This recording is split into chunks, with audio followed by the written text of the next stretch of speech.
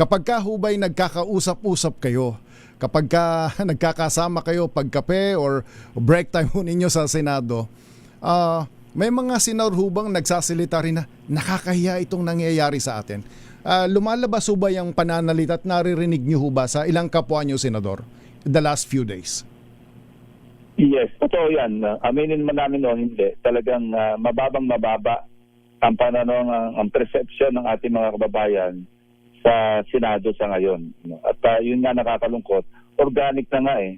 Mapapansin mo naman control, mapapansin mo po organic. Ang mga nagsasalita na ngayon, yung mga dating, yun nga, sabi mo Cesar, hindi kumikibo, pero ngayon talagang napipilitan sila dahil yung silakbo ng kanilang damdamin, gusto nilang ilabas sa pamamagitan ng kanilang panunulat o kaya pagsasalita para magpahayag ng kanilang damdamin ng tungkol sa Senado sa ngayon.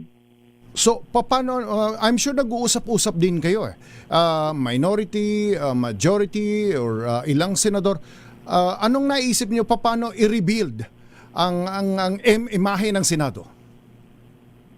Kailan mabago yung una-una, tama yung Cesar, no? Yung huling-huling caucus namin, kaming group of 11. Kasi doon namin sinemento, ika nga, yung aming tayo, yung aming tindig, na hindi kami, kung makipag-ugnayan man kami sa kabilang grupo, doon sa majority bloc, ilan sa kanila, ang non-negotiable sa amin, si Senator Sherwin Gatchalian, yung aming itatalaga na Senate President. At least in the meantime, or for the meantime na merong kaguluhan sa Senado.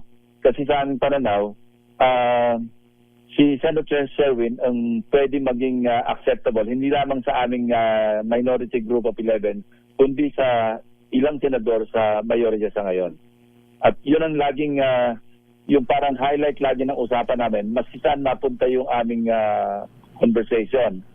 Mauwi kami doon sa kailangan itindig natin, ibangon natin yung integridad, yung dignidad, yung reputation ng Senado. Kasi talagang napakababa sa ngayon.